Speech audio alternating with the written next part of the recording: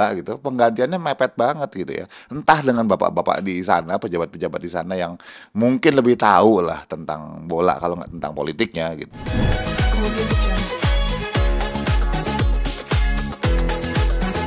Buat saya kalau misalnya itu kaget gitu ya, apa namanya, pendukung timnas termasuk saya kaget dan bingung, tapi saya nggak mau gegabah untuk bilang ini benar atau salah atau gimana. Saya mau melihat dulu, oke, prestasinya PSSI setelah ini gimana, timnas setelah ini gimana, ya. Karena kalau kualifikasi kan udah deket banget waktunya, udah hitungannya benar-benar mepet untuk penggantian. Kalau kalau saya nggak ngerti bola gitu ya, tentang ngelatih bola gitu, penggantiannya mepet banget gitu ya. Entah dengan bapak-bapak di sana, pejabat-pejabat di sana yang mungkin lebih tahu lah tentang bola kalau nggak tentang politiknya gitu. Nah, pertanyaannya adalah kita lihat aja nanti. Saya nggak mau membiasakan diri saya untuk menghujat tanpa data.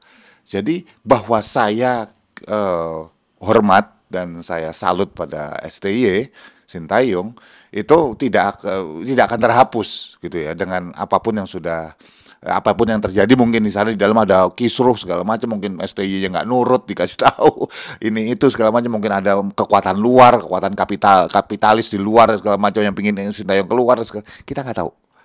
Tetapi yang jelas kita tunggu prestasinya timnas berikutnya. Dari situ baru kalau turun ya udah kita hujan rame-rame gitu aja. Tapi dengan ekspresi yang tadi, balik lagi nih Pak, dengan ekspresi yang awal yang dia diberikan penghargaan gitu. Nah, seperti apa nih mungkin perbedaan ekspresinya? Ya pasti Sintayong dikasih penghargaan itu ekspresi yang kelihatan itu kan tegang, nervous gitu ya. Dia kayak orang tuh bingung mau ngomong apa nih gitu ya, yang tidak berkaitan tentang bola, yang ditanya tentang dirinya gitu kan. Sementara kan biasa hari-hari dia kan memang orang yang profesional di bidang persepak bolaan. Mungkin kalau ditanya gitu, strategi kamu untuk Marcelino gimana? Strategi kamu nanti untuk melatih ini gimana? Oh, mungkin jawab dia nggak akan grogi, jawabannya lempeng aja gitu. Tapi begitu ditanya, kamu bisa bahasa Indonesia nggak? Kamu pertanyaan-pertanyaan kayak gitu ya, ya bisa jadi sangat grogi jadinya. Yang kelihatan gitu. Oke. Ekspresi apa nih Pak Im, lebih ke ekspresi Paula datang ke rumah duka beneran sedih atau gimana karena selama ini Johnny Wong sendiri sakit. Paula katanya pernah ngejenguk, di wawancara ini pernah ngejenguk, tapi kan di sini nggak pernah ngejenguk sekalipun. Nah gitu sih. Seperti apa nih Pak, boleh? Em, Kalau saya lihat ekspresinya Paula tuh beneran sedih gitu loh, bener-bener nggak dibuat-buat. Dan apalagi ada yang paling menarik ini, ada satu orang satu teman media yang ngomong bahwa pertanyaan tentang sesuatu hal yang terjadi di masa lalu pokoknya gitu. Saya lupa pertanyaan secara lebih spesifik apa, tapi sesuatu yang terjadi di masa lalu lah tentang bapaknya, si papa mertua nih gitu ya.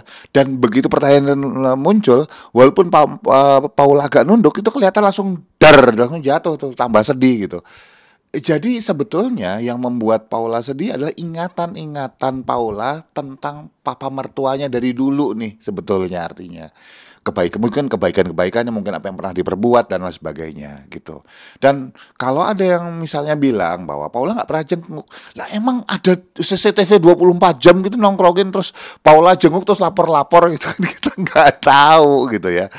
Jadi kalau buat saya apa yang disampaikan dia bisa jadi jenguknya itu bukan beberapa minggu, mungkin beberapa bulan sebelumnya misalnya gitu ya. Kita nggak tahu, tetapi kalau care apa enggaknya, peduli apa enggaknya, sayang apa enggaknya seseorang itu dilihat dari hanya bahwa dia nyenguk atau enggak, apalagi terlihat nyenguk atau enggak, ya nggak fair dong gitu loh. Ya kan kita nggak tahu pasti. Memang memang netizen gitu baca berita ada yang nulis nih, misalnya salah satu media online gitu ada yang nulis bahwa Paula selama ini tidak pernah menjenguk, tiba-tiba datang menangis gitu. Apakah media online-nya itu bisa menjamin bahwa Paula benar-benar nggak pernah jenguk? Kan enggak, emang wartawannya nongkrongin terus di situ gitu ya. Atau pakai drone rrrr, gitu ngeliatin terus kan enggak gitu loh. Jadi ekspresi yang ditampilkan oleh Paula itu benar-benar ekspresi sedih, nggak dibuat-buat. Ada beberapa penanda tarikan wajahnya dan hilangnya lama, masih sedihnya lama gitu. Itu salah satu penanda emosi real. Oke. Untuk kayak berpapasan sama Mbak Im juga mungkin masih bisa dilihat Pak kayak sekelebat karena kan pertemuan antara Baim dan Paula itu mungkin seperti apa juga? Dua-duanya canggung karena kalau diperhatikan bahwa Paula ketika Baim gitu ya, bawa anak atau gendong gitu ya, ketika itu lebih fokus ke anak, langsung nyium si anaknya. Kalau kita perhatikan itu. Dan Baim ketika datang, ketika ketemu segala macam, momen berikutnya adalah ketawa ke arah lain. Ya, jadi buat saya mereka berdua masih canggung satu sama lain sebetulnya.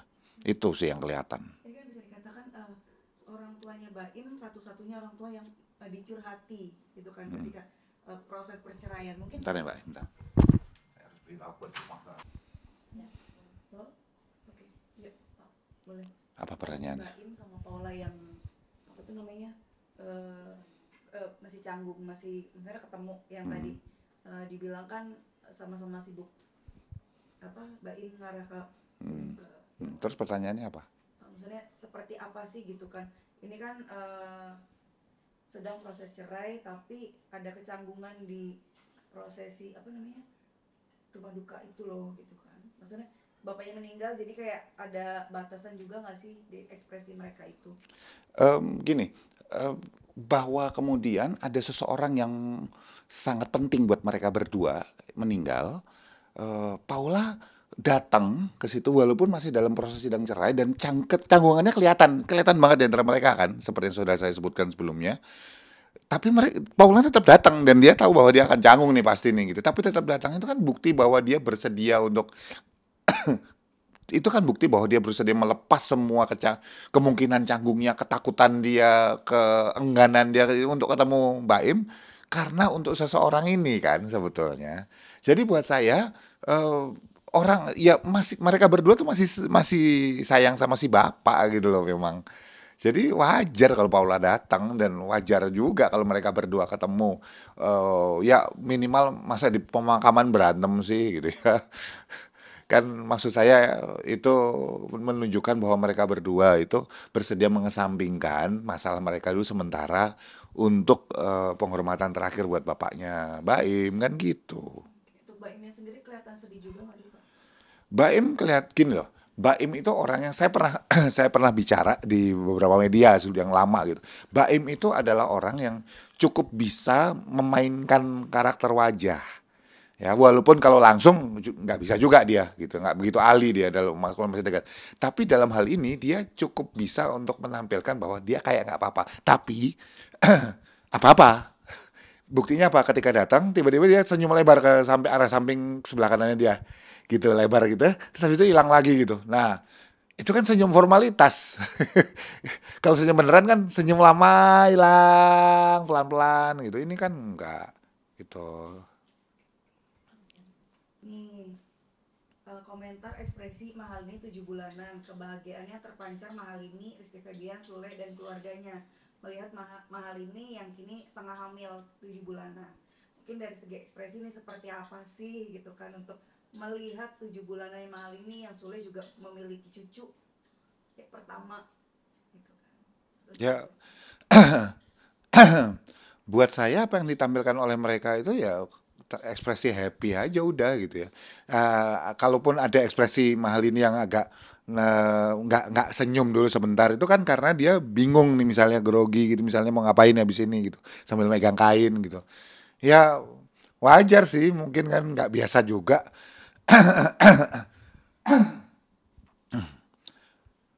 Wajar kan biasa nggak biasa juga mahal ininya acara kayak gitu tiap hari gitu ya dan apa namanya keluarga juga ya berhati-hati tapi tetap happy aja gitu ya biar acaranya selesai dengan baik. Bapaknya mahal ini aja paling yang kelihatan kayaknya justru sebaliknya tegang di awal ketika ngasih ucapan ketika ngomong gitu ya tapi ketika berinteraksi justru dia kelihatan bahagia gitu loh. Ya, jadi maksud saya jadi ya mereka happy. ini seperti ini nih Pak, ini kayak gini-gini nih Pak, gitu kan, ekspresinya memang kelihatan happy sekali gitu kan, tapi kan netizen pasti dia mencari-cari celah untuk diolok-oloki entah apa, tapi kan di sini terlihat Sulenya juga kan kelihatan sekali.